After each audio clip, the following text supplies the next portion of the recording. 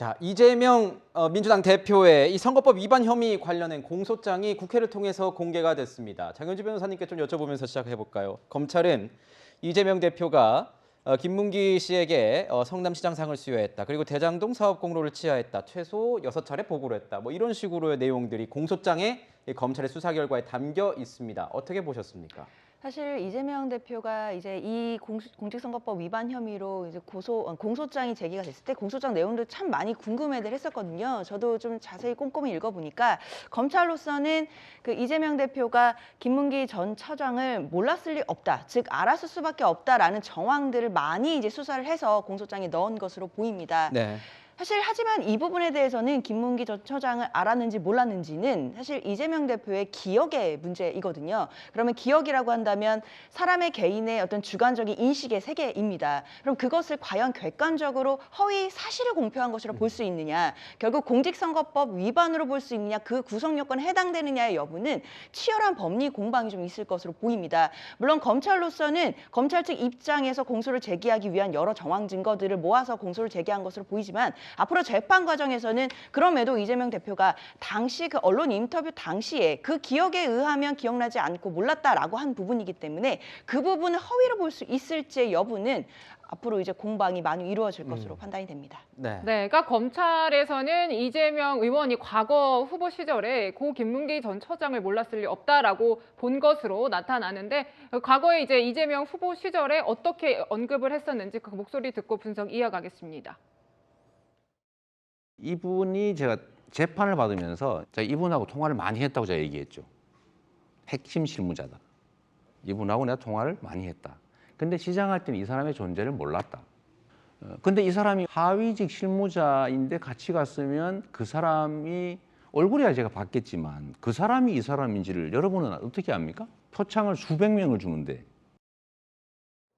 그러니까 뉘앙스의 취지는 모른다라는 거고요. 표창 뭐 수백 명을 준다라는 취지로 얘기를 했습니다. 그런데 이제 공소장에 보면은 김 전 처장에게 최소 6번 이상의 어떤 관련 보고를 받았다고도 적혀 있고, 또 이것뿐만 아니라 또 하나의 핵심 쟁점이 되는 이제 국토부의 협박이 있었다고 얘기했던 백현동 용도 변경도 이제 검찰에서는 이 국토부에서의 어떤 협박이 아닌 이재명 시장의 지시에 의한 것이다라고 본 거죠.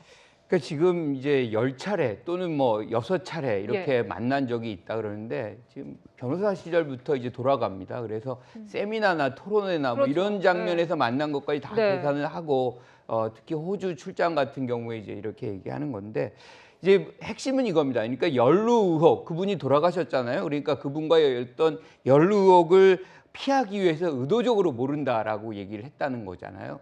그런데 그러면 알면 유죄고 모르면 무죄입니까?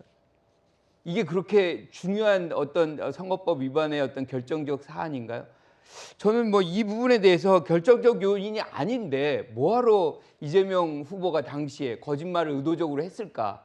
그러니까 의도성이라는 건 별로 없다라고 보는 것이고요. 나중에 이제 인터뷰할 때 뭐라고 했냐면, 재직할 때는 잘 몰랐는데 나중에 이 사건이 터지고 그래서 통화 많이 했고 알았다, 이렇게 얘기를 합니다. 그러니까 사실 어떻게 보면 사람들과의 관계 속에서 기억을 못할 수도 있는 부분이거든요. 그래서 저는 이건 법리 다툼을 지속적으로 좀 하는 과정이 나올 수밖에 없다라고 보는 것이고요. 그리고 국토부 외압의 문제는 제가 좀 들여다보니까 이런 거더라고요. 그러니까 지금 검찰의 입장에서는 이게 국토부 외압이 아니라 그냥 이재명 지사가 당시에 이제 시장이 스스로 용도 변경을 한 것이다라고 얘기를 하지만 전혀 그런 얘기가 안 나와요. 그러니까 식품연구원이 그 안에 있었는데 거기서 이제 이거를 팔려고 내놓습니다. 그런데 팔리지가 않아요. 그러니까 식품연구원이 용도 변경을 해달라고 요청을 해요. 그러니까 이제 그리고 그 다음 날인가 국토부가 협조를 하는 그런 공문을 내립니다. 그러니까 성남시가 그걸 바꾸서 어떻게 하냐면, 이거는 시의 어떤 관리의 어떤 상황과는 부합하지 않는다라고 거절을 합니다. 그리고 나서 이제 또다시 식품연구원에서 오고 국토연구원에서 또다시 국토부에서 또 연락이 오는 이 장면들이 벌어져요. 그러니까 이것이 지금 이제 검찰이 얘기하는 것처럼 뭐 전혀 국토부는 압력이 없는데 그냥 스스로 이재명 후보가 당시 알아서 그렇게 용도 변경을 했다. 저는 여기에 대해서는 굉장히 부정적인 평가를 합니다. 나 어떻게 보십니까? 구자용 차장께서도 지금 뭐 치열한 법리 다툼이 있을 것 같다고 하는데 기억에 관련된 부분이기 때문에 이 부분에 대해서는 뭐 거짓말을 했는지 안 했는지 여부에 대해서 네. 굉장히 논란이 있을 수 있다. 뭐 고 김문기 처장에 대해서는 이렇게 지금 보고 있는 것 같고 또 백현동 관련해서는 정당하게 왔다 갔다 이 공문을 주고받는 사이에서 있었던 일인데 여기에 무슨 뭐가 있겠느냐, 뭐 협박이라고 한 발언 이런 것에 대해서는 좀 너무 나가는 것 아니냐, 뭐 부정적이다 이렇게 보시고 있는 것 같습니다. 네. 어떻게 보세요? 그러니까 이제 이재명 대표에 대해서 이게 그 수사를 하고 있는 검찰을 이렇게 창에 비유를 한다라면 이재명 대표의 경우에는 이제 자신을 방어해야 되기 때문에 이게 방어막과 이 방패를 사용을 한다 이렇게 볼 수 있을 텐데요. 지금 두 사건의 경우에는 김문기 전 처장을 만약에 일찌감치 알았고 이 대장동 개발 사건에 상당히 많은 논의를 했다라면 네. 이게 이제 공동 정범이 될 가능성이 큰 거거든요. 이제 그러다 보니까 이재명 대표는 이제 시장 재직 시절에 특히 대장동 사업이 됐을 때는 김문기 전 처장을 몰랐다라고 지금 일관되게 주장을 하고 있는 것이고 검찰은 공소장에서 김문기 전 처장을 몰랐을 리 없을 개연성이 있는 여러 가지 정황 증거를 지금 다 이렇게 제시를 한 겁니다. 지금 공개된 내용만 보면 김문기 전 처장의 휴대전화에는 이재명 변호사라고 네. 휴대전화가 저장이 돼 있다고 하지 않습니까? 그러니까 일반적으로 처음 만나서 명함을 주고받았을 때 잘 모르는 사람을 자기 휴대전화에 인식할 때 그때 당시 직책을 쓰고 그 이후에 변호사가 시장이 되고 도지사가 되지만 그걸 성실한 사람, 꼼꼼한 사람은 계속 업데이트를 하지만 저처럼 불성실하고 덜 꼼꼼한 사람은 옛날 직책 그대로 두는 경우도 있거든요. 이제 이런 것으로 봤을 때는 김문기 전 처장을 이재명 변호사 시절에 만났고 시장 도지사 할 때도 꾸준히 연락한 사이 아니냐 이제 이런 정황 증거를 제시하고 있기 때문에 이것은 어디까지나 검찰이 이 처벌을 목적으로 정황을 제시한 거기 때문에 앞으로 이재명 이 대표에 대한 어떤 이 기소 이후에 재판이 진행이 된다라면 아마 상당히 유무죄를 가르는데 이 중요한 정황이 되지 않을까 하는 생각이 듭니다. 네. 네, 그리고요. 지금 이 대장동의 축소판이라고 불리는 위례신도시 사건에 대한 검찰의 수사도 굉장히 속도가 빨리빨리 진행이 되고 있습니다. 지금 남욱 변호사를요, 위원님, 이 구치소에서 체포해가지고 조사를 했다라고 하던데요.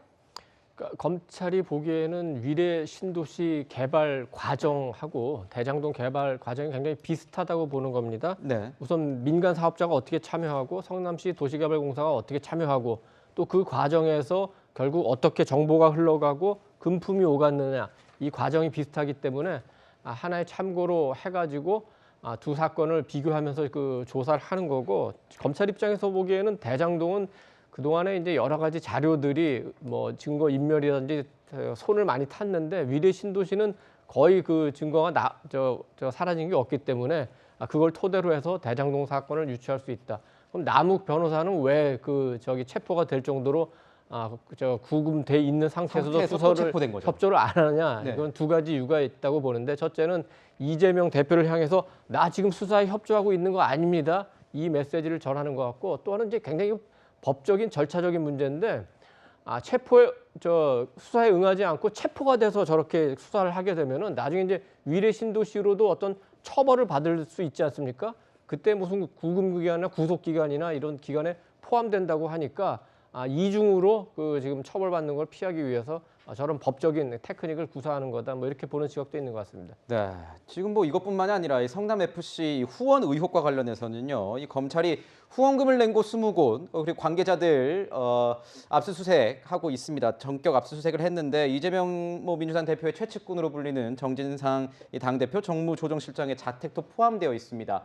제3자 뇌물 아니냐 이런 혐의로 이제 보고 있는 건데 계속 상황이 이어지고 있는 것 같고.